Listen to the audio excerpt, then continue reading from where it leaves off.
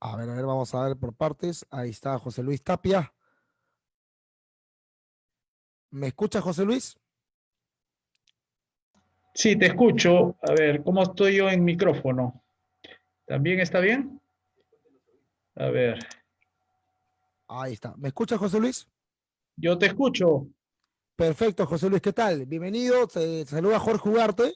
Ahí está, José Luis, un gusto enorme poder ser nuestro primer invitado en este programa que estamos teniendo cultural.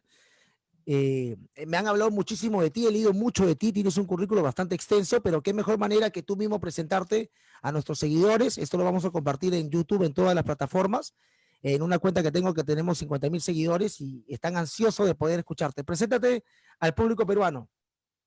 Muchas gracias.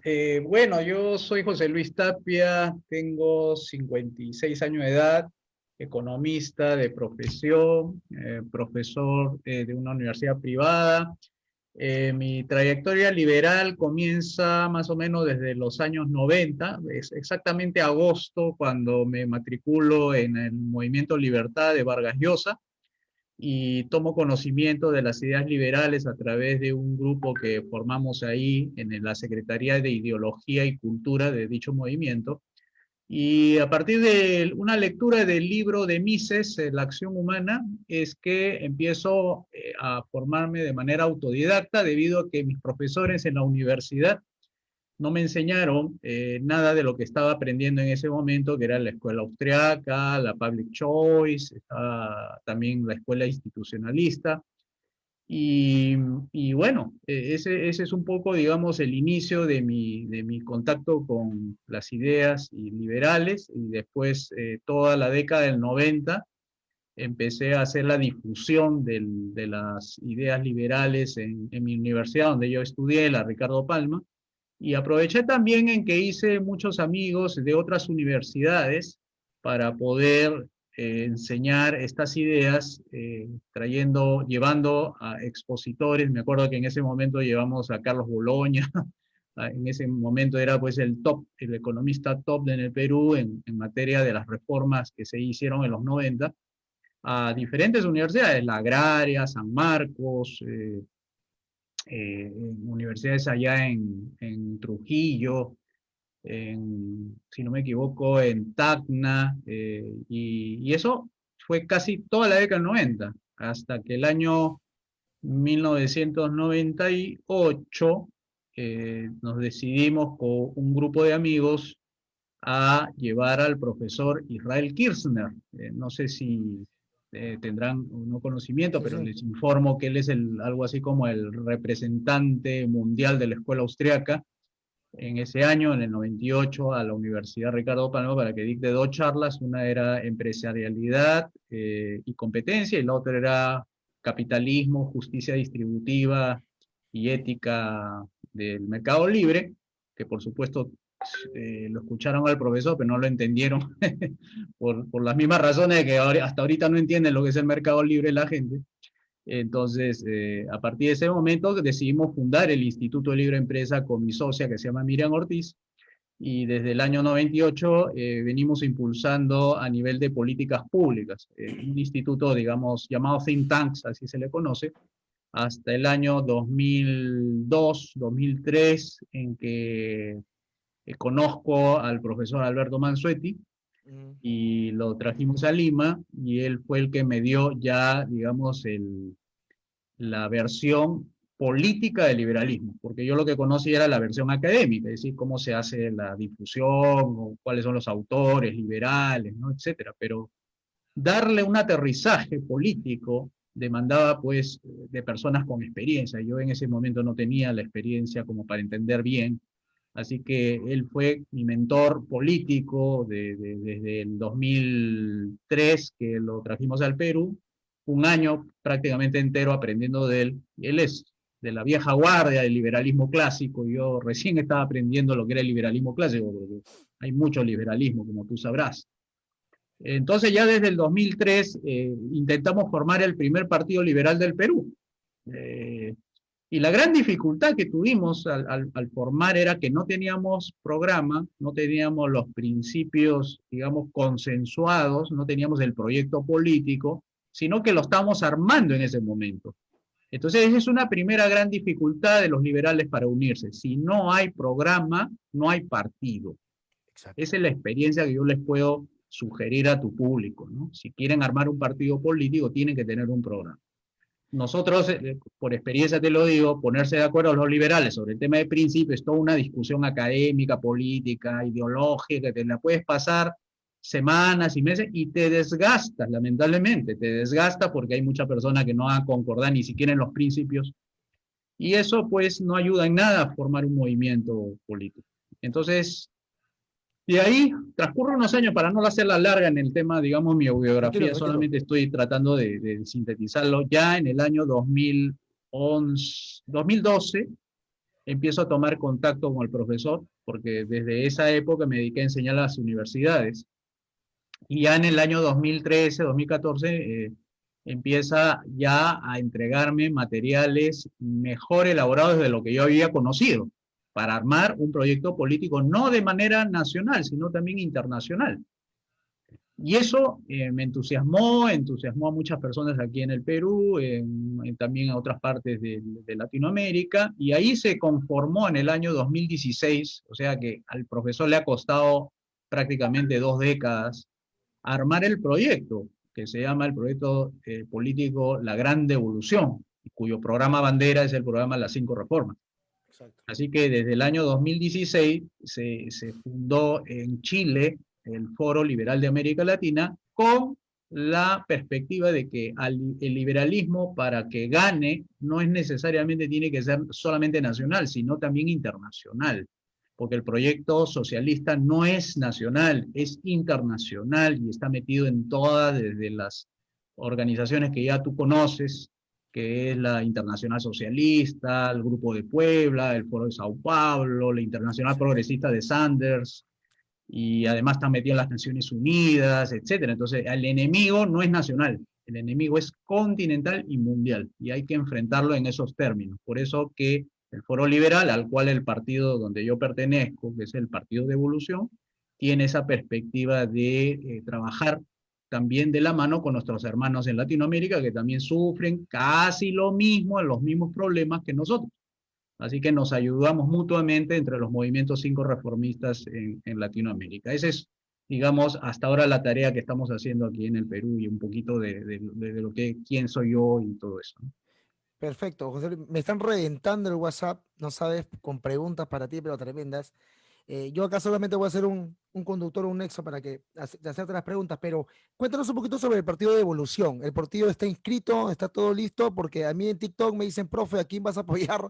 Y evidentemente yo digo a ninguno, porque ninguno me representa hasta el momento, pero estuve leyendo un poco, viendo algunos videos tuyos sobre tus 5 reformas y de verdad que son interesantísimas. Me vas a hablar de eso en un ratito, pero cuéntanos sobre el partido de Evolución. Bueno, el Partido de Evolución fue fundado el mismo día que se daba el referéndum en el año 2018, digamos, para hacer un paralelismo entre el hecho político, que en ese momento Vizcarra estaba pidiendo un apoyo político para hacer sus reformas, y nosotros presentando las 5 reformas en una oficina en San Isidro de nuestro querido amigo Carlos Mendoza.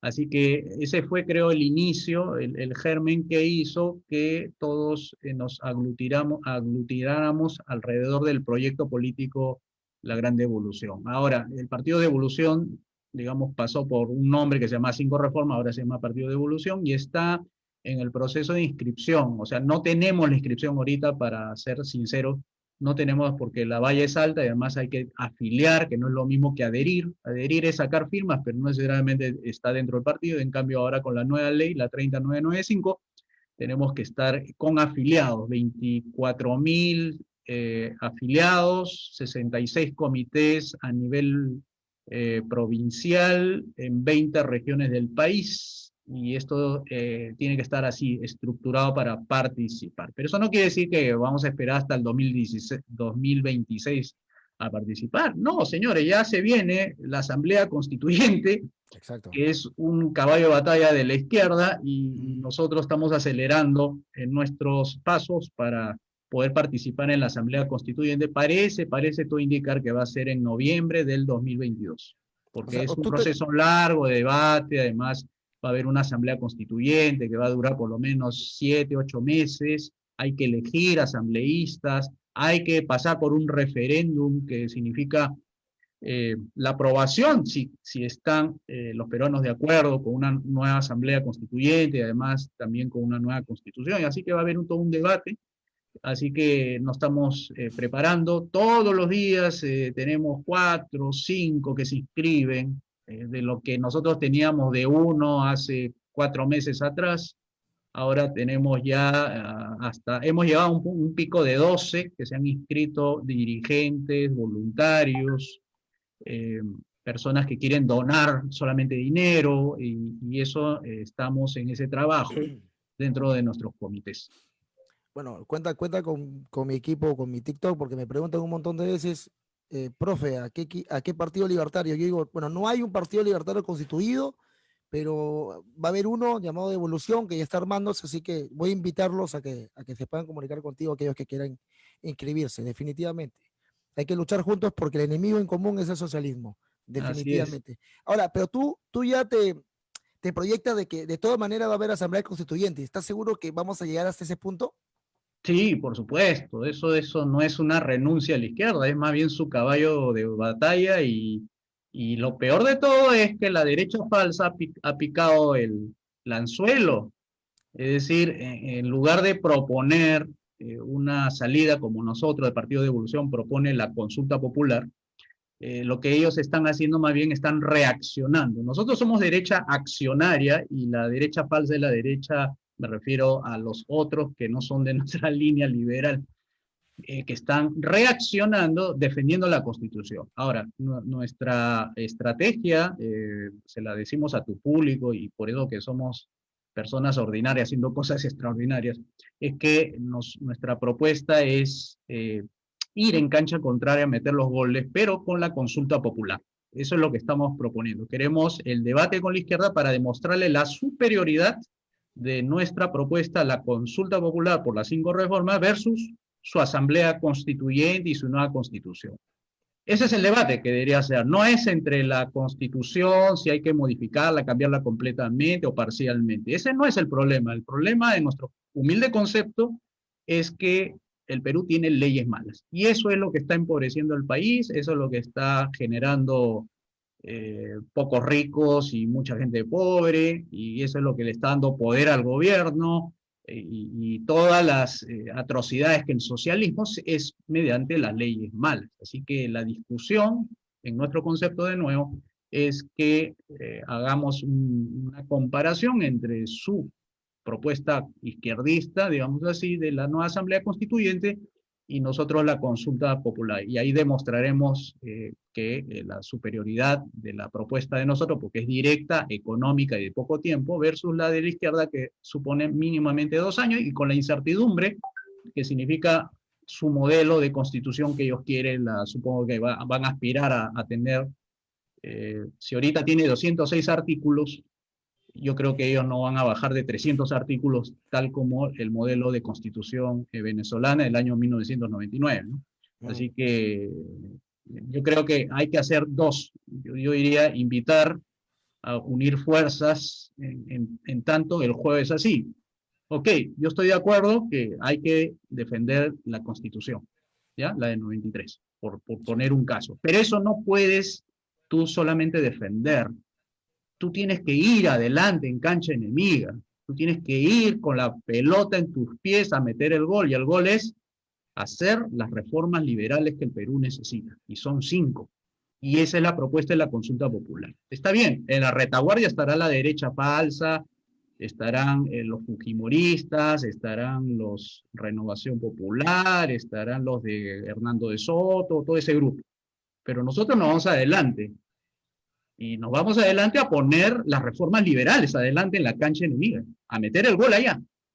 Sí. Y eso es lo que nosotros estamos buscando, así que colaboraremos en lo que podamos, pero nosotros somos los delanteros, y como oposición alternativa a la oposición tradicional que existe, vamos a meter los goles en cancha enemiga con reformas liberales. No defendiendo la Constitución del 93, sino metiendo gol con las reformas liberales.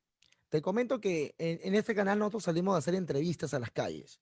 Entonces fuimos a hacer entrevistas, hicimos por ahí un pequeño censo, se podría decir, y el 90% de los jóvenes quiere una reforma, pero no, y el otro porcentaje que quiere un cambio de constitución no la ha leído, no puede citar el artículo siquiera que quieren cambiar.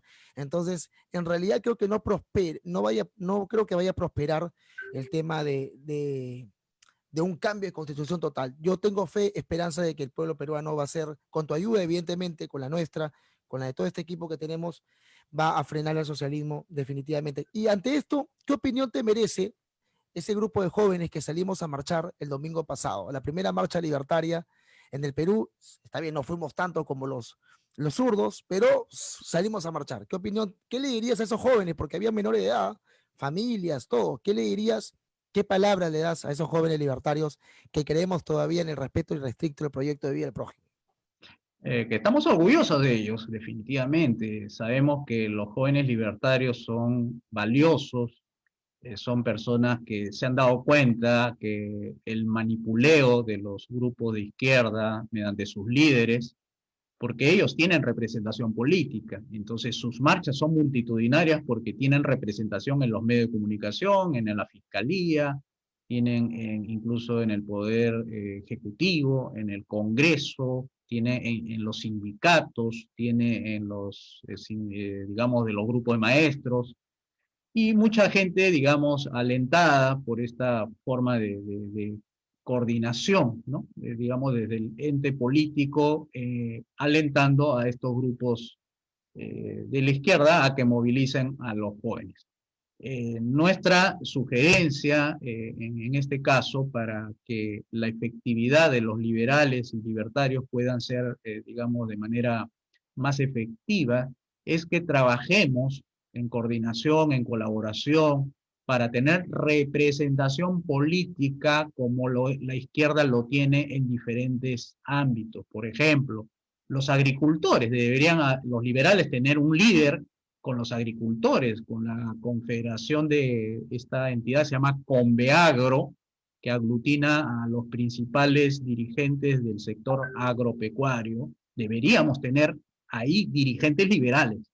Deberíamos tener en la policía también representantes liberales, o por lo menos le representemos a ellos sus intereses en las Fuerzas Armadas. Deberíamos también esforzarnos por tener representación en los sindicatos del SUTEP, porque no creo que todos los profesores sean igual de la misma ideología, en los taxis y colectiveros. Bueno, felizmente tenemos ahí algunos amigos que ya están entrando con nosotros, que van a hacer una marcha pacífica en estos días, van a parar como primicia para usted, para tu canal sobre todo. Y entonces van a reclamar el descuartizamiento del ATU, ¿no? De la Asociación de Transporte Humano, que lo tiene la señora María Jara bajo su control, y esto es un invento del grupo de la socialdemocracia o el socialismo de la señora Villarán. O sea, esto es un invento del socialismo para sacar plata a los colectiveros mediante, a los taxistas y a los colectiveros mediante actas de fiscalización donde le expropian lo que gana un humilde taxista o colectivero. O sea, se ha convertido ahora en la caja fiscal de la Autoridad de Transporte Urbano, que tiene dicho sector transporte, tres cabezas que lo fiscalizan: el Ministerio de Transportes, la Policía Nacional y la Autoridad de Transporte Urbano. Esto es un abuso, para que veas cómo donde hay dinero el socialismo trata de picar ahí donde puede para llenarse los bolsillos el socialismo, ¿no? Entonces necesitamos, por eso reitero, Jorge, muchas gracias por tu invitación, en que está bien las marchas, pero no es suficiente, no cambia nada. Hemos tenido 500.000 de padres de familia marchando el año pasado para cambiar la agenda LGTBI en la educación de los niños, y sin embargo no han podido cambiar dicha política, ¿no? Exacto. José Luis, vamos al punto concreto, a tus 5 reformas. Queremos saber, porque a mí me preguntan mucho, yo en las redes paro hablando, queremos achicar el Estado, no quiero que los políticos sigan viviendo con la sinvergüenzura de siempre de nuestros impuestos. Y encima que nos roban, porque los impuestos para los libertarios son un robo, ¿no? Encima de ese robo hay más corrupción, entonces es un descaro absoluto, ¿no? Y lo que buscan los socialistas es ensanchar el aparato público, que es más político de lo que repudiamos. Entonces, la pregunta es, que siempre me hacen, si tú privatizas la educación, ¿cómo estudian las personas pobres? ¿Cómo lo hacen? Al igual que la salud, que son los dos puntos más peligrosos, ¿no? O lo que la gente un poquito más tambalea. Déjaselo claro, ¿cómo es el sistema de voucher? ¿Cómo accederían? Por favor, despláyate el tiempo que desees. Muchas gracias por la oportunidad de transmitirle esto a tu público. Primeramente, nuestra propuesta de las 5 reformas ataca en varios frentes de manera simultánea. Ataca el tema del Estado, ataca el tema del mercado, ataca el tema de la educación, ataca el tema de la salud y ataca el tema de las pensiones. Las 2 primeras reformas, la política y la económica, es la que le va a dar los altos ingresos que ahorita no tiene el pueblo peruano. Y esto se hace con una reducción del tamaño del Estado, porque tú cuando reduces el tamaño del Estado, permites que el mercado crezca. No es que puede crecer de manera simultánea. Es como que un cuerpo, por su mismo espacio físico, en la medida que el cuerpo vaya creciendo, el espacio físico se reduce para la otra parte de dicho espacio. Entonces, si el Estado va engordando, va achicándose el sector privado. Entonces, ¿qué necesitamos para que las personas puedan pagarse su educación, su seguro de salud y tengan buenas pensiones? Es reduciendo el tamaño del Estado a solamente 3 funciones: justicia, seguridad y obras públicas, y eso significa disminuir los impuestos. Nosotros estamos proponiendo quedarnos con un solo impuesto, el de las ventas, y tal vez el 10%. Significa que hay que eliminar 35 impuestos, que es lo que actualmente tenemos en el Perú. Esos impuestos excesivos es un robo, porque está financiando funciones que no le corresponde al gobierno. Mientras el mercado libre, al ser libre, al sustituir todas las entidades regulatorias, es decir, Indecopi va a ser sustituido por la iniciativa privada libre, las OSINERMIN, OSIPTEL, OSITRAN, todas las OSIs también van a ser sustituidas por el mercado libre, y todas las superintendencias que regulan, controlan, fiscalizan, etcétera, a los mercados financieros, cooperativas, cajas de ahorro, cajas municipales, bueno, eso sí se va a privatizar de todas maneras. Eso significa que el mercado va a ser libre, va a permitir que las inversiones, tanto nacionales como extranjeras, vengan al Perú, porque van a decir, esta es la única economía en el mundo que cobra un solo impuesto, y el impuesto que cobra no es ni siquiera la renta, o sea, las ganancias corporativas, sino a las ventas. Y va a ser el 10%. ¿Qué país del mundo tiene eso? Solamente Qatar creo que tiene un impuesto a la ganancia de 0%, pero tiene otros impuestos 2 o 3. Pero nosotros seríamos el único país en el mundo que abriría los mercados, no habría regulaciones, porque las únicas regulaciones válidas en una sociedad libre es las regulaciones políticas, al derecho a la vida, la libertad y la propiedad. Así que ahí está la compensación. ¿Para qué?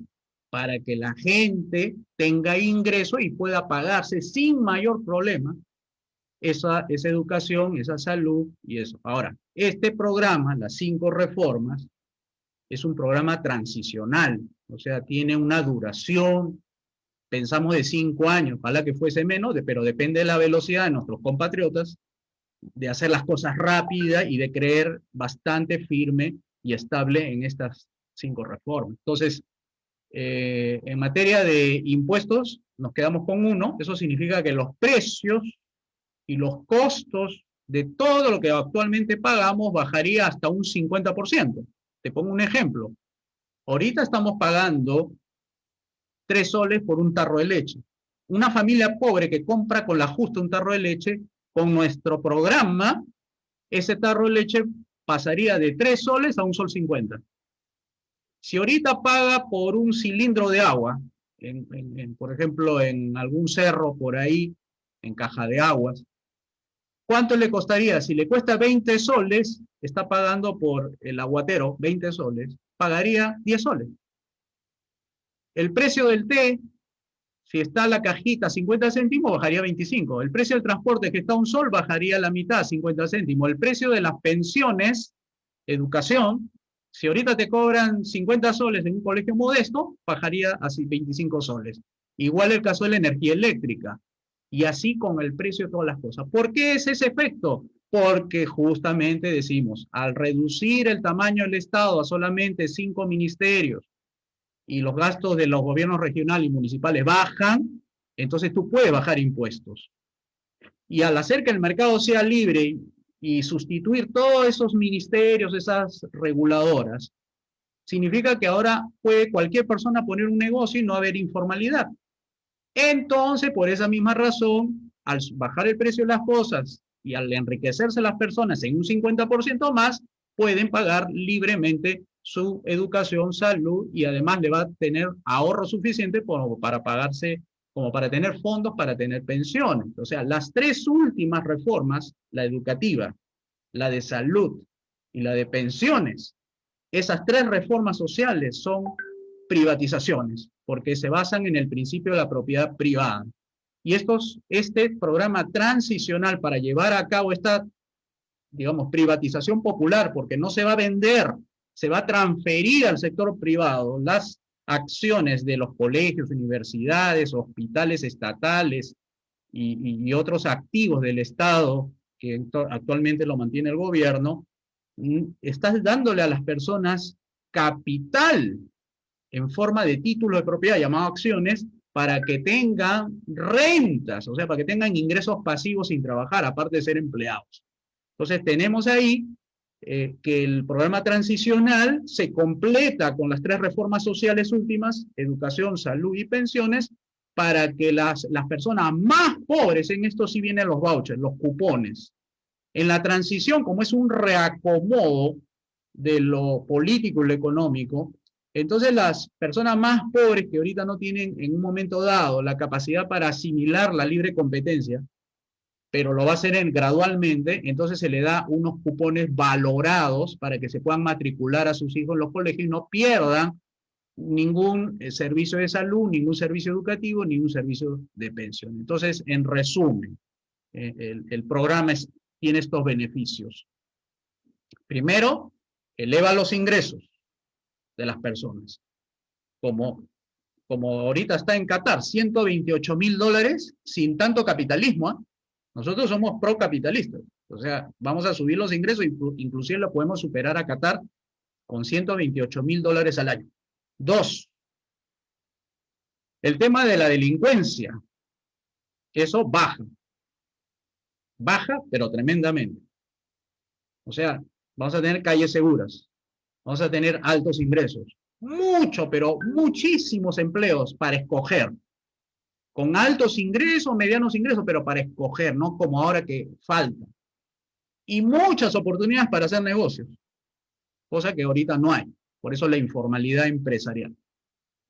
Entonces, cuando tú tienes esas 4 de 12 que se resuelven simultáneamente, entonces ya no hay el pretexto de que el Estado tiene que subsidiar a los pobres permanentemente, porque nuestro programa durará 5 años y al final los pobres, digamos, los que ya no tienen ni siquiera para comer, serán aquellos que no trabajen o, en su defecto, tengan una insuficiencia física o mental, de manera que las fundaciones privadas se van a encargar de dichas personas.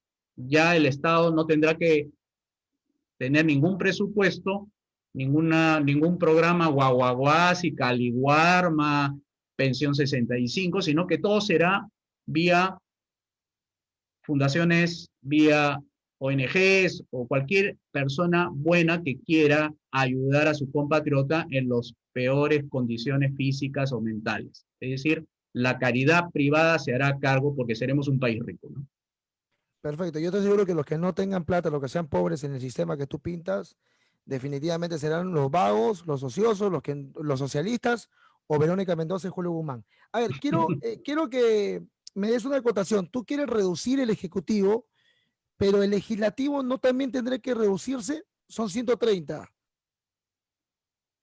A ver, esa parte de los 130 es porque tienen unos distritos que se llaman, representan 44 congresistas a Lima, creo que son 16 en Piura, 1 en Madre de Dios, 5 en Loreto, 3 en Loreto.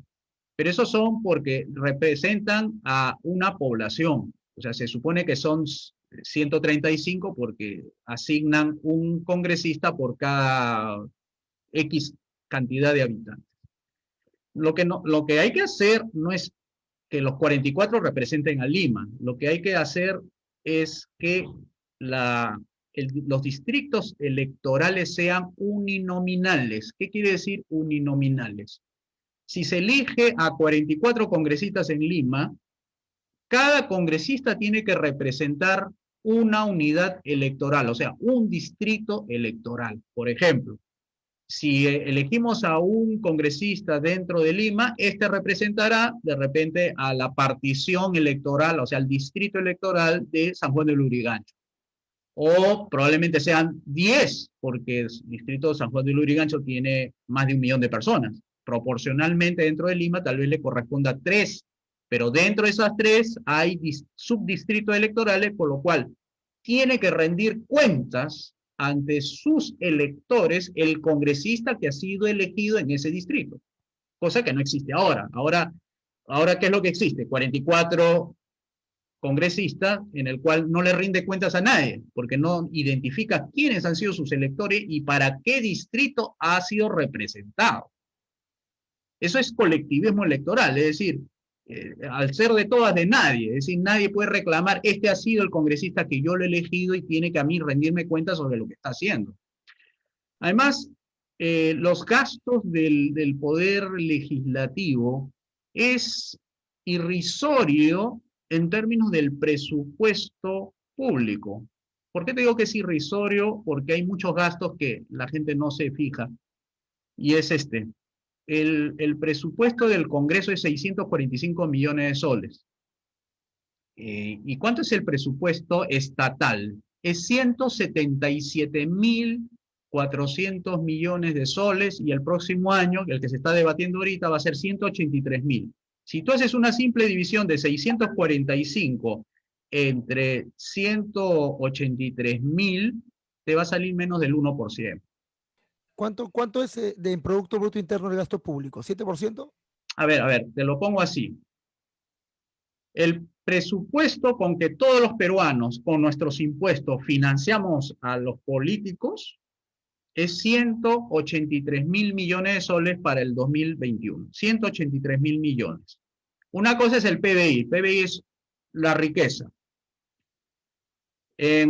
Proporcionalmente hablando, ¿cuánto representa ese gasto de 177.000 millones o 183.000 para el próximo año respecto al PBI? El PBI actual es 700.000 y tantos millones de soles. 700.000, que viene a ser, proporcionalmente hablando, algo así como el 22% o 23% del PBI. ¿Ya? O sea, 22%. Se va a pagarle los sueldos a los políticos. No te escuché bien, perdón. Se va a pagarle el 22% del Producto Bruto Interno, se va a pagarle. Exacto, así como tú lo dices. Y pero eso es todavía el presupuesto público. Ahora hay las empresas estatales, que eso hay que considerarlo. Es salud, que es medio estatal, también hay que considerarlo. Por tanto, subiría al 30%. Qué salvaje. O sea, 1/3 de nuestra riqueza producida sirve para financiar a la sociedad política, digamos así, ¿no? Bueno, y nosotros, y aquí es donde nuestro aporte es así. Cuando nosotros hablamos de reducir, estamos reduciendo también el peso del Estado que tendría sobre nuestra economía, porque en nuestro programa de gobierno está la reducción al 6.1%. Escuchen bien, 6.1% de 30% que actualmente tenemos. 6%. Y podemos vivir bien y con mucha riqueza. País de primer mundo. Eso es nuestra propuesta. Sería genial. Esta es una pregunta mía, personal. Hay un video corriendo por redes, tú debes de haberlo escuchado, de Canseco, hablando que la Constitución en el artículo 61 permite los monopolios. Y la gente pregunta mucho sobre los monopolios y siente que es negativo el monopolio. La Constitución no lo prohíbe, tampoco lo promueve, pero sí deja el libre albedrío. ¿Qué opinas tú sobre los monopolios? ¿Puedes explicar un poquito? Porque la gente siente que esto es algo negativo, es un monstruo grande que se come a los más chiquitos y no les permite crecer. Hay el monopolio económico y el monopolio político. El monopolio económico, el que hablamos los liberales, es el monopolio donde los consumidores escogen a una empresa que les sirva al mercado porque demuestra que es eficiente, tiene buena calidad su servicio y además cumple con sus expectativas como cliente. O sea, la gente elige, un ejemplo, Windows. Windows, una empresa Microsoft, lo eligieron para que sea su sistema operativo dentro de sus computadoras personales. Ahí no había imposición, no había ley que obligue a las personas a poner Windows en sus computadoras. Ese monopolio, por ser uno, es un monopolio económico. Nosotros le llamamos liderazgo empresarial, porque estos monopolios se confunden con la palabra monopolio, que es la concesión de un privilegio, y ahí me da el pie para hablar del monopolio político. El más peligroso y el más dañino de todos los monopolios, comparado con el monopolio económico, es el monopolio político, porque el gobierno pone barreras de entrada y crea un mercado que puede ser monopólico o oligopólico. Monopólico es Sedapal, por ejemplo. Nadie puede hacer competencia a Sedapal porque hay una ley que prohíbe el acceso al servicio de agua y desagüe. Eso es una ley. O un tipo Telefónica que le dieron una concesión por 40 años y se dio el lujo incluso de decir, ya pueden competir conmigo, pero claro, la línea fija es su negocio, no la celular. Y en la línea fija prácticamente el 98% del mercado de telefonía fija lo tiene este grupo español. Tú no puedes entrar a competir ahí porque tendrías que tender cables, etcétera. Entonces, la prohibición es esa, que el Estado castiga a quien quiera hacer competencia al monopolio político. Y eso es lo que hay que eliminar, y esa es nuestra propuesta de la gran devolución, es de devolverle las libertades a las personas para que puedan ejercer libremente su empresarialidad. Y entonces hay que atacar el tema por el lado de las leyes malas. O sea, nuestro corazón, digamos así, donde ahí se resiste el socialismo, es que le quiten el poder legislativo. Y nosotros somos devolucionarios porque queremos ir al Congreso a devolverles las libertades, los recursos, o sea, los dineros que a la gente le están quitando permanentemente, y sus funciones y roles. O sea, el rol privado de educar ha sido sustituido por el rol estatal de educar, igual en el tema médico, etcétera. Entonces, el poder legislativo es el principal poder desde donde se puede bloquear al socialismo ganando un 66% de los votos para poder hacer las 5 reformas, ¿no? Ese es el planteamiento de nosotros, ¿no? Perfecto, vamos con la pregunta de los seguidores, me quedó clarísimo, para avanzar porque debe estar también con muchas cosas. A ver, Germán es un seguidor de TikTok y me pregunta lo siguiente, te pregunto a ti, adicional a la propuesta de vouchers escolares, ¿estaría de acuerdo con la devolución de dinero a los padres en forma de degravación fiscal por gastos educativos privados? Entiendo que está hablando para todos los padres. Exacto. Ya, nuestro programa no habla de todos los padres, porque hay gente que sí puede pagarse su educación y sí se lo va a pagar durante las 5 reformas, durante ese periodo transicional, y nosotros hablamos de los cupones educativos solamente para los más pobres, y eso es más o menos el 20, bueno, ha subido ahora el 27% de la población, que viene a ser 9 millones en el Perú, son gente pobre. Bueno, a esos vouchers iría, esos cupones, se financiaría con el presupuesto del Ministerio de Educación. Y conforme vayan saliendo de la pobreza de estos 9 millones, se va a ir reduciendo esa cantidad de cupones y el presupuesto obligatoriamente para financiar a estos cupones. O sea que estamos hablando de un programa transicional que va a sacar de la pobreza a muchas personas. Pero, mientras tanto, y eso no quiere decir para siempre, se le dará esos cupones a los más pobres. Ese es un poco el programa. Raúl pregunta, ¿cómo eliminar la corrupción del Estado con el proyecto que usted presenta? Bueno, la corrupción del gobierno viene por la extorsión que hace el gobierno a los particulares. ¿no? Ellos Exacto. tienen el poder, o sea, el gobierno tiene el poder de conceder o no ciertos negocios, y nosotros lo que planteamos es la separación de lo público, de los negocios públicos con los negocios privados. Hay que separarlo, porque ahorita está mezclado, y ahí es donde se forma la corrupción, porque la corrupción no es solamente estatal, también hay la corrupción privada. Eso hay que sacarlo, hay que separar. Así como piden separación iglesia-estado, también hay que pedir la separación gobierno, empresa privada, gobierno, educación, gobierno, salud, gobierno, pensiones, gobierno, etcétera. Entonces va separando. Entonces la capacidad de corromper el gobierno al sector privado vía la extorsión disminuiría. Ni en cualquier país del mundo, por los esfuerzos que se hacen, va a desaparecer la corrupción tremendamente.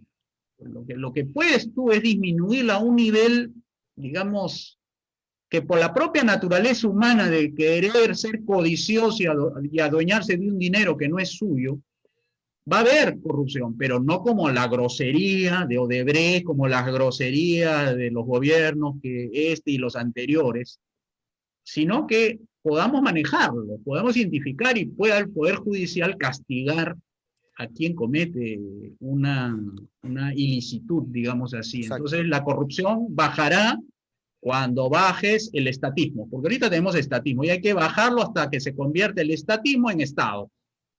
Estado limitado, gobierno limitado, justicia, Perfecto. seguridad y obras públicas.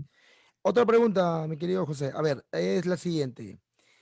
Si se privatizan los colegios y universidades, ¿quiénes serían los nuevos dueños? ¿Los grandes empresarios? Grupo Romero, por ahí. ¿Quiénes serían los nuevos dueños? Nuestra privatización es popular, es la transferencia de los colegios estatales a quienes, a los directores, maestros, administrativos y padres de familia.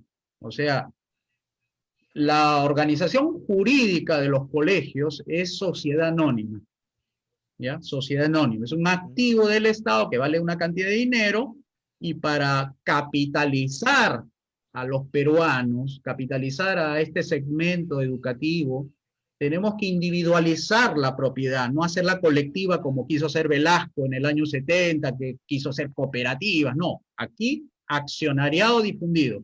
El Estado repartirá las acciones individualizadas de la propiedad del negocio educativo, es decir, ex colegios estatales, a los padres de familia, a los maestros, a los administrativos y a los directores para que ellos sean ellos directamente o contraten a un gerente que le administre ese colegio y cobre lo que tenga que cobrar de acuerdo a su mercado.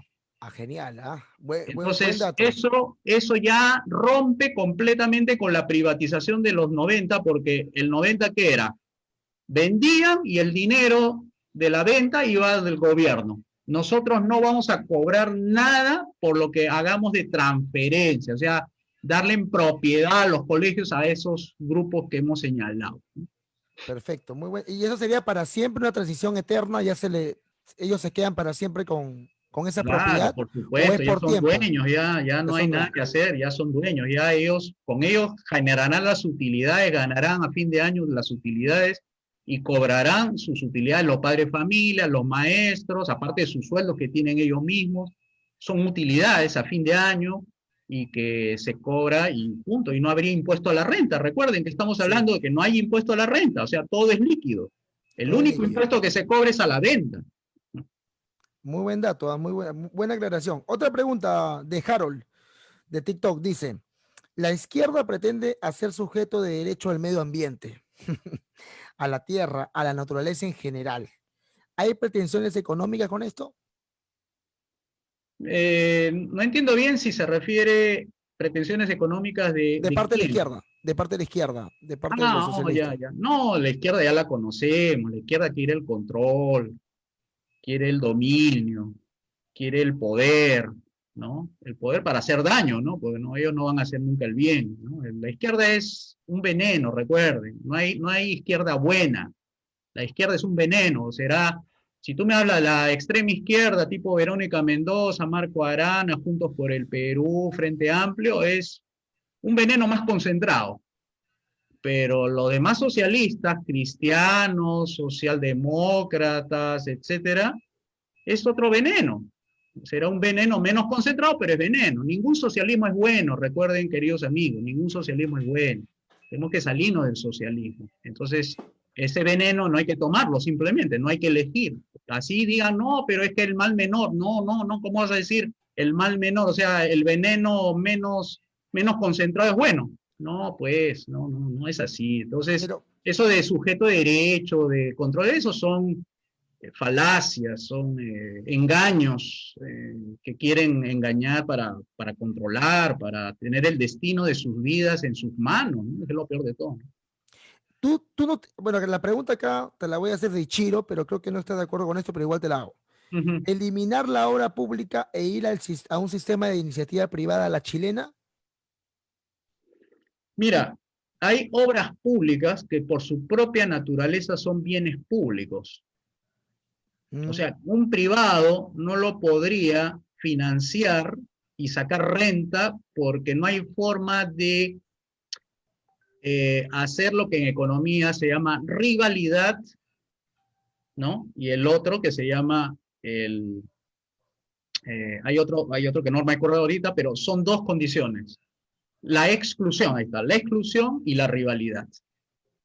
Es decir, tú no puedes excluir a las personas que caminen en una vereda, porque claro. imagínate si cada uno construyera su vereda, pondría rejas y le cobraría a cada persona que pase por ahí. Eso es insostenible. Entonces, los bienes públicos tienen esa característica de que no puede ser cobrable porque no lo puedes excluir a la persona por ser bien público y además no rivalizable, es decir, que aunque tú pases por ahí por la vereda o pases debajo del alumbrado público, no se consume, o sea, no se gasta la vereda, no es que no quedas, no es que se queda sin vereda la otra persona que viene atrás o que pasa por ahí la primera persona y deja sin luz a la otra persona que Exacto. viene detrás, el alumbrado público. Entonces son bienes públicos que hay que cobrarlo con impuestos, ¿no? Ahora, no quiere decir que el gobierno tenga que formar una empresa de construcción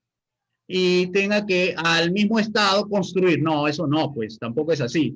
Para eso se hacen licitaciones transparentes que tiene que estar pues a los ojos del público para que vea que se está entregando un dinero del gobierno para que construya una carretera y pueda ser fiscalizable por la opinión pública y por la Contraloría General, obviamente, para que se construya lo que se ha contratado, ¿no? Eso es un poco, o sea, la empresa privada va a ser la que se va a beneficiar, se le va a pagar y el gobierno, con los impuestos a la venta que recoleccione, paga lo que ha contratado, ¿no? Esa es la licitación, un contrato a la vista, ¿no? ¿Cómo harías con las cárceles? ¿Las privatizarías? A ver, las cárceles no es, digamos, no es un problema para el liberalismo. O sea, como bien público, por ejemplo, ¿no? De nuevo, si se puede privatizar, se privatiza, pero no es el gran tema para nosotros, ¿no? Es decir, si la gestión privada me asegura que ese servicio de protección, ¿no? De alimentación y de orden interno que tiene que haber, se hará, pero no es un gran tema, ¿no? No es una demanda económica, no se gasta mucho por cada reo al mes, no nos causa un Qué gasto. bueno que hayas tocado ese tema, querido Jorge. Realmente nosotros lo que estamos proponiendo es la justicia restitutiva, no vengativa. Y eso tiene que ver mucho con lo que acabas de mencionar.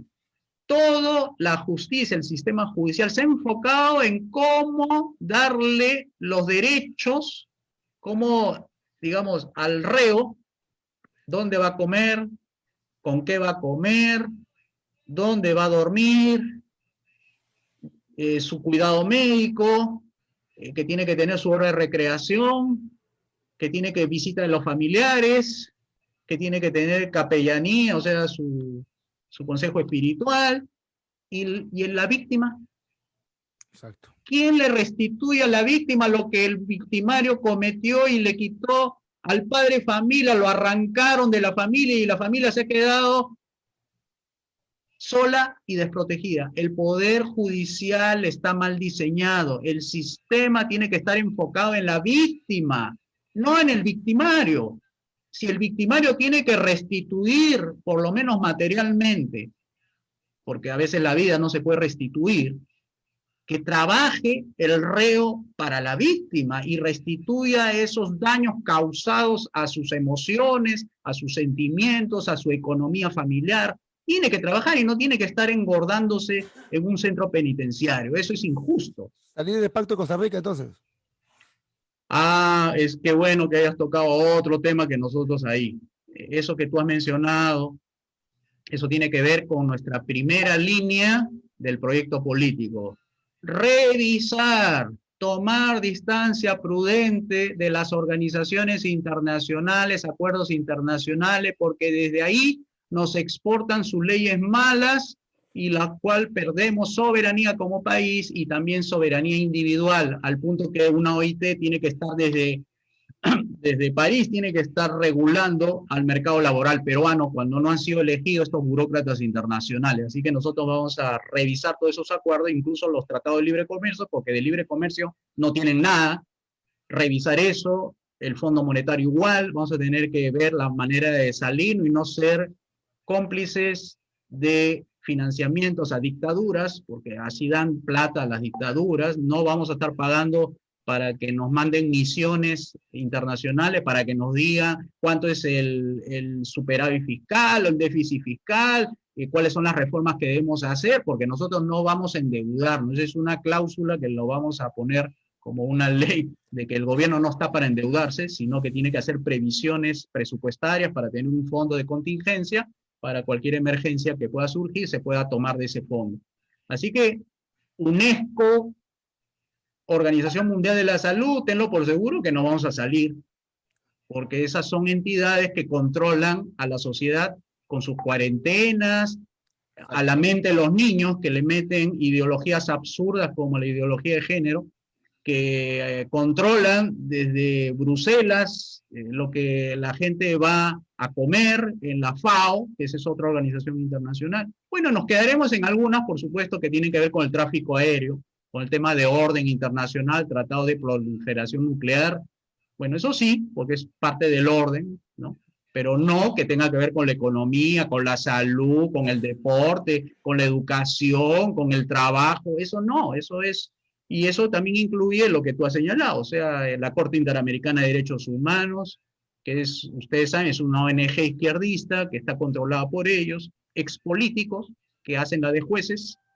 Así que eso no es conveniente para el Perú, porque ya está demostrado que los terroristas andan sueltos y con indemnizaciones, y los policías y militares andan perseguidos por la justicia, esta izquierdista internacional. Así que más pruebas para que ya es suficiente y hay que devolverle la dignidad al peruano, su libertad, sus poderes, sus libertades y sus recursos, ¿no?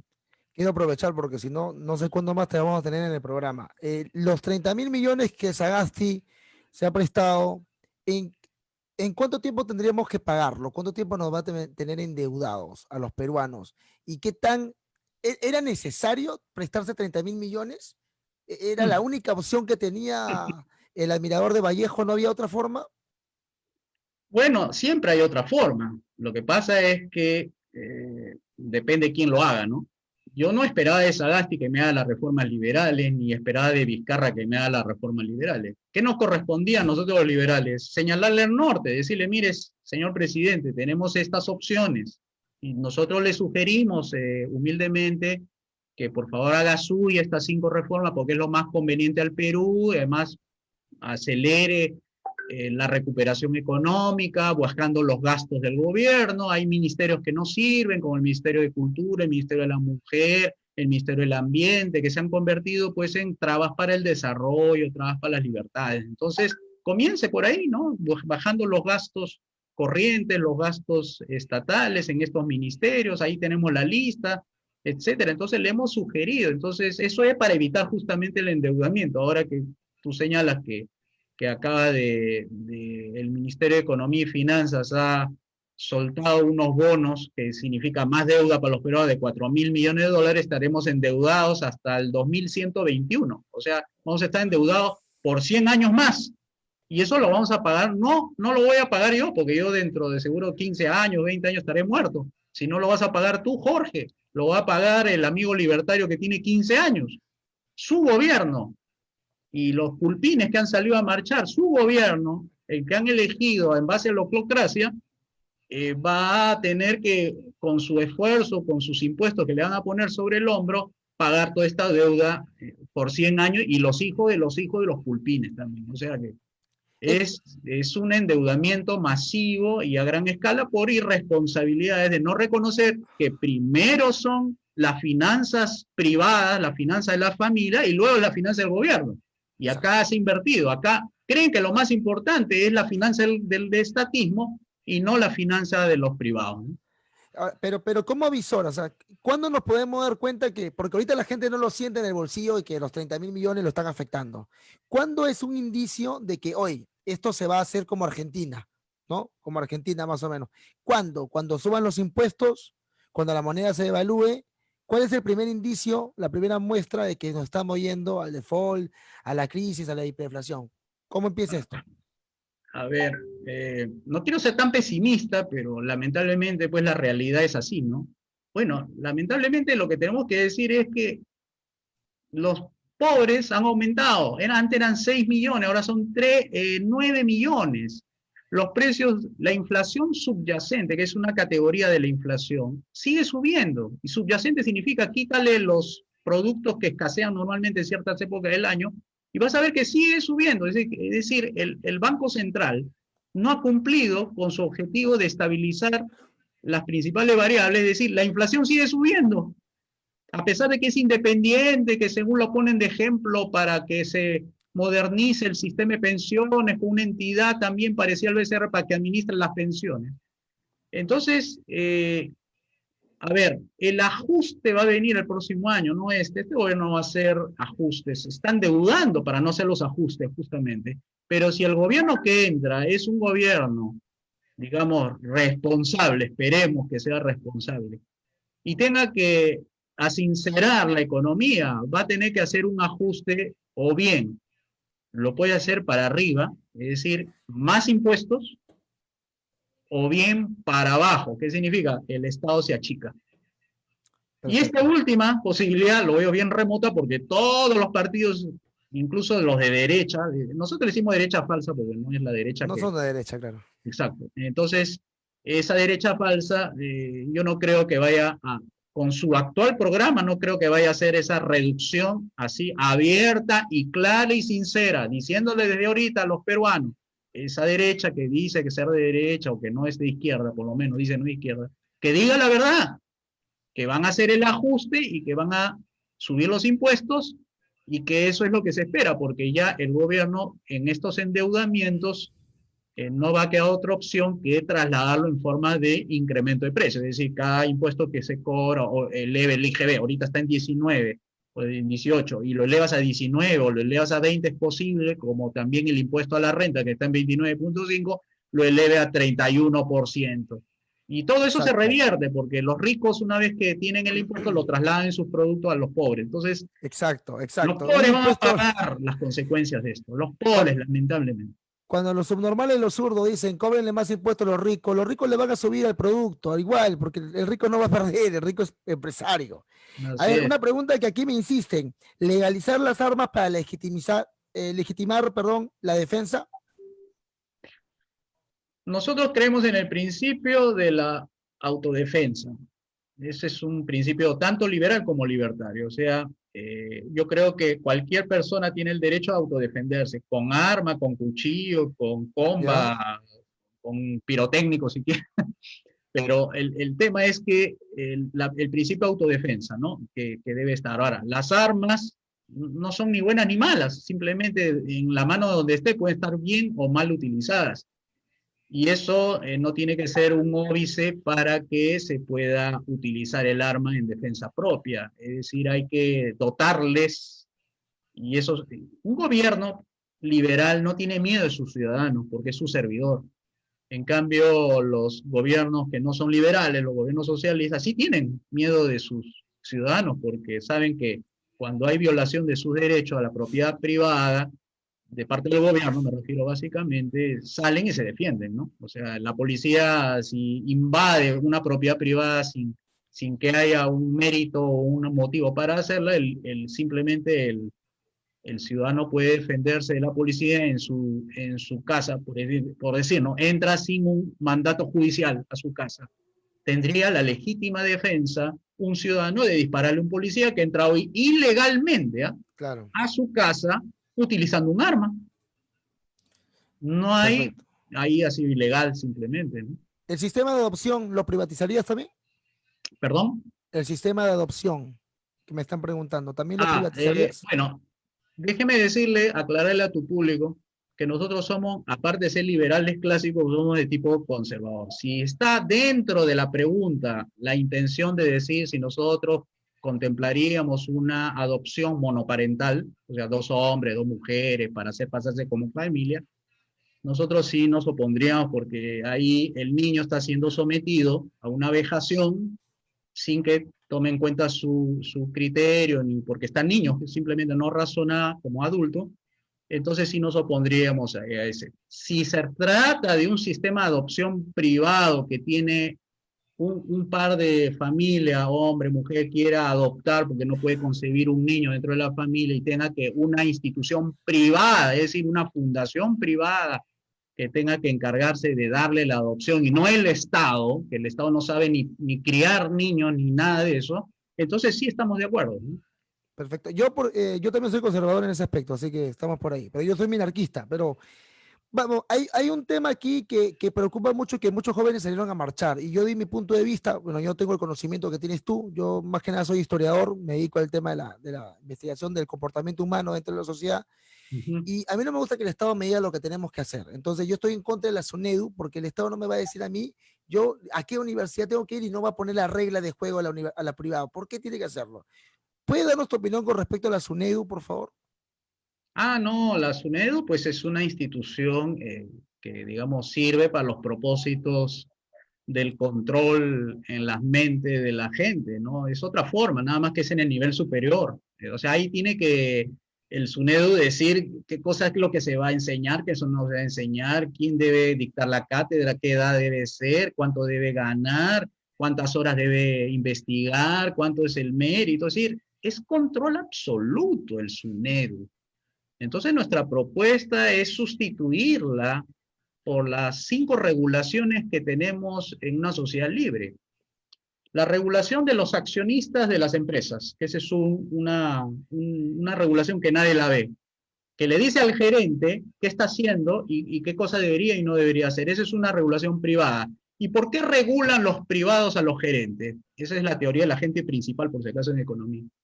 Esa regulación les interesa porque el precio de sus acciones puede colapsar o puede irse para arriba dependiendo qué opine sus clientes respecto al servicio que están dando. Entonces ahí tiene los estados financieros para poder ver si está haciendo bien o mal la gestión del gerente. La segunda regulación que tiene una empresa privada, puede ser universitaria o colegio, etcétera, es la de sus propios clientes. Sus propios clientes le dice qué es lo que debe, digamos, proveer de servicio educativo, cuál tipo de currícula, cuál es el tipo de modalidad de enseñanza, online, blended, etcétera, y qué tipo de materias, qué profesor va a ser, etcétera. Segunda regulación. La tercera regulación es la de los stakeholders, es decir, opinión pública, revistas, medios de comunicación, que están ahí enfocadas en a ver qué cosa hace, porque ahí tienen como una cierta, digamos, desconfianza, ¿no?, de lo que es privado. Ok, y ahí tienes 3 regulaciones. La cuarta regulación es la de del propio mercado, es decir, la competencia tiene su mecanismo para que el competidor que está haciendo algo mejor que él, lo obliga a él a superarlo o tratar de emparejarlo. O sea, ya tienes 4 regulaciones.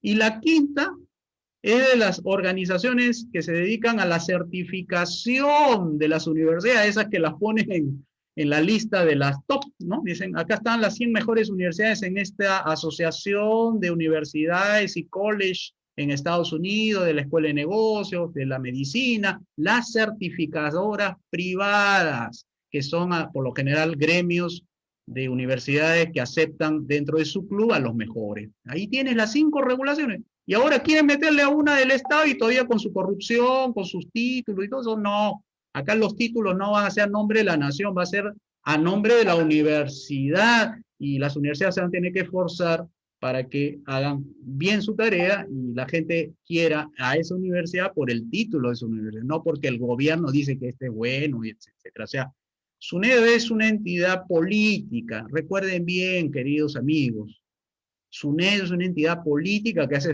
pasar por técnica. Si no, miren cómo hace las licencias, cuántos grupos empresariales se sirven de la SUNEDU para abrir filiales cuando otras le cierran el camino. Y hay mucha gente dentro del directorio de SUNEDU que pertenecen a intereses empresariales, políticos, así que no es neutral. Ninguna institución, por más que parezca técnica, MEP, BCR, SUNEDU, Superintendencia de Banca y Seguros, son técnicas, tienen el bicho político interno. Yo he trabajado en el Estado cerca de 9 años, 2 en la alta dirección y 2 desde abajito cuando empezaba recién a trabajar. Y les puedo decir que ninguna decisión, por más técnica que parezca, está aislada de la política, ¿no?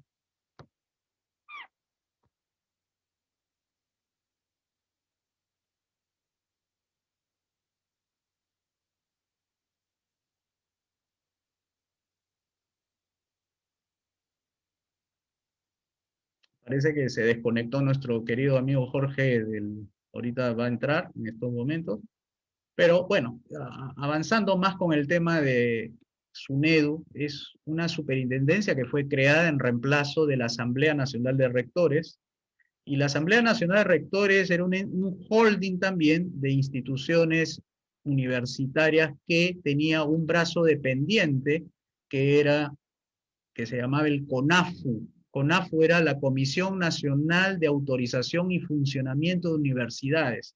Igual, fue creada por ley mala, a pesar que el control lo tenía la Asociación de Universidades, o sea, la no recuerdo bien el nombre de esta entidad, la Asamblea, la ANR se llama, la Asociación Nacional de Rectores, no tampoco dejaba de ser una entidad cuestionable, porque se daban las licencias a las universidades cuando había plata de por medio. Así que, por más que sea privada las entidades y tiene una ley que lo respalde para otorgar funcionamiento, es decir, para autorizar a las personas para que puedan ejercer su libertad económica, empresarial, también es ley mala. Así que lo mejor es quedarnos con las leyes buenas, que significa leyes buenas son aquellas que premian los buenos comportamientos y castigan los malos comportamientos.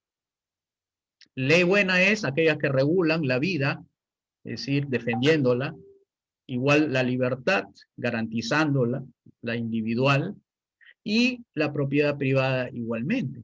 O sea, si es que tienes esas garantías, esas leyes que hacen que tú puedas estar seguro de que vas a tener el derecho a la vida, a la libertad y la propiedad, esas sí son regulaciones necesarias, porque ya sabemos que hay grupos desadaptados que lo que buscan finalmente es apropiarse de la propiedad, y si no lo puede conseguir te secuestra, eso significa la pérdida de la libertad, y si te resistes al secuestro, pierdes la vida, y eso es algo que muchos lamentaríamos, ¿no? Entonces, nosotros estamos, como digo, en total desacuerdo con aquellas leyes que crean instituciones burocráticas que regulen estas esferas económicas. Bien, ya regresó Jorge, así que vamos a escuchar. Disculpe, chicos, que estamos en mi María del Triunfo, acá el internet es bien difícil. Estamos todavía un poco lejos. Querido José, quiero que para terminar puedas contarle a la gente, porque muchos van a estar interesados de repente en ser parte de tu movimiento, desde ya, créeme, siempre nos hemos acostumbrado los peruanos a votar por el mal menor, ¿verdad? Porque nunca hemos tenido los libertarios un partido como el que tú estás fundando, que tenga los mismos pensamientos que tenemos nosotros. Entonces, por primera vez creo que iríamos a votar contentos, felices, ¿no? Porque son los mismos pensamientos. ¿Qué es lo que necesitas para que sean un partido? ¿Cuántas firmas? Cuéntales un poquito, y aquellos que quieran apoyar, personal, que salga a pedir firma, lo que necesite, porque es un colectivismo esto.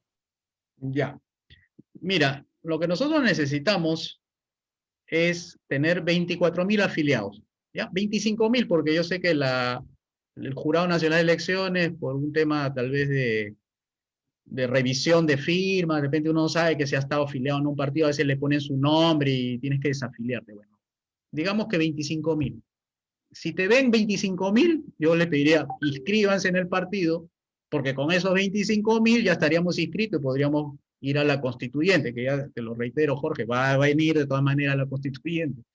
Y además necesitamos armar 66 comités provinciales, 66. ¿Qué significa? Que aparte de estar una en cada región, o sea, me refiero, si son 24 regiones, por lo menos la ley te pide 20, estemos presentes en las 20 regiones, pero con 66 comités, aparte de las regionales, otras más que se añaden a las regionales. Entonces, necesitamos 66 de 50 cada uno, o sea, nos pide la ley 50 miembros dentro de un comité, dentro de las 66 provincias que tenga el total en el Perú y presente en 20 regiones. Ya con eso es suficiente y ya nos inscribiríamos y defenderíamos pues nuestras libertades, nuestras propiedades, nuestro dinero, digamos, nuestra vida en la constituyente. Por lo menos hagamos la batalla ahí,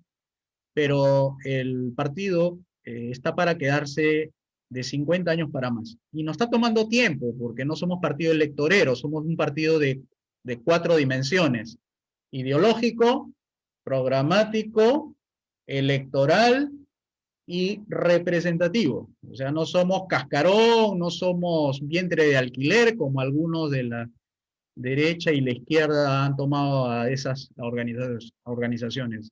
Es un partido abierto para todos, no hay caudillo. Yo soy un miembro más y que yo voy a tener mi tiempo ahí de ayuda, de organización, y después van a seguir ustedes van a seguir siendo los líderes, van a tener que reemplazarnos, porque como pensamos quedarnos de 50 años para más, siendo la gran derecha en el Perú y sustituyendo a la derecha falsa, porque la derecha falsa de los líderes, hay derecha buena debajo de ellos, esa derecha popular es la que queremos justamente que se venga hacia nosotros, para formar la gran derecha liberal, ¿no? que el Perú necesita, ¿no? Para hacer frente a la izquierda que ya tiene más de 70 años en el Perú, ¿no? Pero para que le quede claro a los seguidores del profesor de Ruedas, que es mi canal, tú no te podrías presentar en las elecciones de abril, no podrías. No, Así, como lo dije en un comienzo, nosotros no tenemos las suficientes firmas y además ya se cerró el 30 de septiembre claro, para claro. poder inscribirnos, así que nos queda un año y medio más o menos para poder inscribirnos y participar. En las elecciones que se vienen es la de la Asamblea Constituyente. Ahí va a ser la gran batalla cultural y política. No se olviden que no es todo cultural, hay que hacer la lucha política. La política se le hemos dejado a la politiquería, perdón. Se le hemos dejado a los de la izquierda, por eso nos meten los goles en nuestra cancha, pues. Por eso hay que salir de lo cultural e ir a lo político. Lo cultural está bien, es complementario, pero no es solamente eso, también es político y hay que estar organizados políticamente. Es un jalón de orejas para mí. Ya, perfecto. Entonces, mi querido José, vamos a hacer la batalla cultural, al menos de mi parte por ahora, y direccionar a los jóvenes que me preguntan qué partido hay. Si en algún momento puedes explicarle a través de un video, sí, personal para ellos, yo se lo mando para que puedan de repente apoyarte en esta visión que todos, creo, libertario tenemos. Antes de irnos, ¿qué es ser liberal clásico? Porque la diferencia entre minarquista y anarcocapitalista que siempre me preguntan, y creen que somos de la derecha bruta y achorada, pero no lo somos. Entonces, explica un poquito eso para que quede claro. Bueno, liberal clásico es una persona que tiene principios en gobierno limitado, cree que el gobierno no debe hacer más funciones que la de justicia, seguridad y algunas obras públicas. Quiere mercados libres, sin interferencias, ni regulaciones, ni burocracia, nada que ver con eso. Y tercero, la propiedad privada individualizada, nada de propiedad colectiva. Ahora, si tú te quieres agrupar y formar un colectivo, ya ese es tu problema, ya serás ineficiente, pero nadie te va a prohibir que lo hagas, pero sí, no es que va a haber ley para hacer reconocimiento colectivo de la propiedad. No, eso es un tema de contrato privado. Entonces, ese es un liberal clásico en esos tres principios. Además, tenemos valores judeo-cristianos, es decir, tenemos valores porque el capitalismo no opera en el vacío, sino opera en esa moral, por eso el capitalismo es moral, y además nuestro sistema que ha permitido a las personas sacarle de la pobreza en los últimos 200 años, sea capitalismo mercantilista, pero nosotros hablamos del capitalismo liberal, y ahí nos diferenciamos con la derecha falsa, que ellos hablan del capitalismo mercantilista, es que nosotros decimos capitalismo para todos, es decir, todos podemos ser capitalistas en un mercado libre, con propiedad privada, mercado libre y gobierno limitado. Eso sería el resumen de lo que es liberal clásico. Ahora, ¿qué será minarquista? ¿Qué entenderán? Bueno, nosotros nos definimos así liberales clásicos, y además es una corriente, pues, desde Juan Sin Tierra, siglo XIV, siglo XIII, siglo XI, que es bastante antiguo. Al liberalismo se le conocía así, gobierno limitado, y tú que eres historiador seguramente vas a poder ampliar mejor este tema. Y desde John Locke, que también tenemos ahí, de la escuela escolástica, por ejemplo, también de los españoles, o sea, la escuela austríaca también tiene antecedentes por ese lado. Entonces es bastante, digamos, enriquecedor, ¿no? Y ya los liberales clásicos de tipo Friedrich Hayek, Louis von Mises, Lord Acton, Bastiat, bueno, de Jouvenel, el francés Me Stuart matan, Mill, en algunos aspectos, Stuart Mill no todo es liberal, pues se me convirtió matan, en... me matan si no te pregunto por Milei. ¿Qué opina de Milei? Me matan si no lo hago, hasta que me lo revientan. ¿Qué opina de Javier Milei?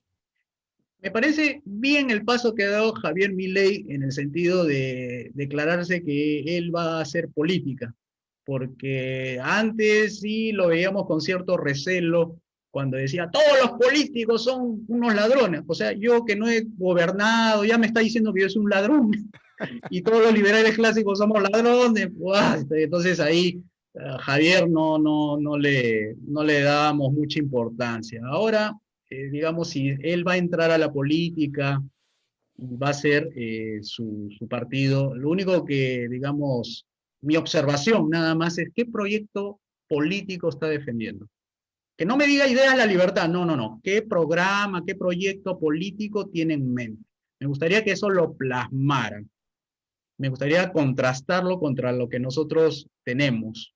Y sería un gran aporte, digamos, para el liberalismo a nivel continental, que él tenga un proyecto político y tenga un programa político donde aterrizar sus ideas de la libertad, porque hasta que no vea su programa político va a quedar todavía muy abstracto la palabra ideas de la libertad. Hay que tener, digamos, programa para que haya partido, ¿no? Un partido sin programa no hay partido y sin partido no hay cambio, ¿no? Porque con política se hacen los cambios en el país, ¿no? José, te comprometo a una siguiente entrevista, a una segunda entrevista, porque ha quedado muchas cosas en el aire. Estás comprometido y no te preocupes que por redes vamos a seguir hablando de la libertad y te vamos a ayudar con respecto a lo que se necesita, porque por fin encontramos al menos un político que tiene las ideas de la libertad claras y podemos sentirnos identificados. Así que muchas gracias por la entrevista que nos ha dado, más de una hora. Disculpa que se me cayó el internet y escuchen todos los zurdos porque ya estamos listos para darle batalla. Muchas Cuídate, gracias, José. Jorge. Muchas Hasta gracias luego. a tu público. Muchas gracias. Hasta luego. Bueno, sería todo por hoy. Gracias y nos vemos pronto en un nuevo programa. Chau.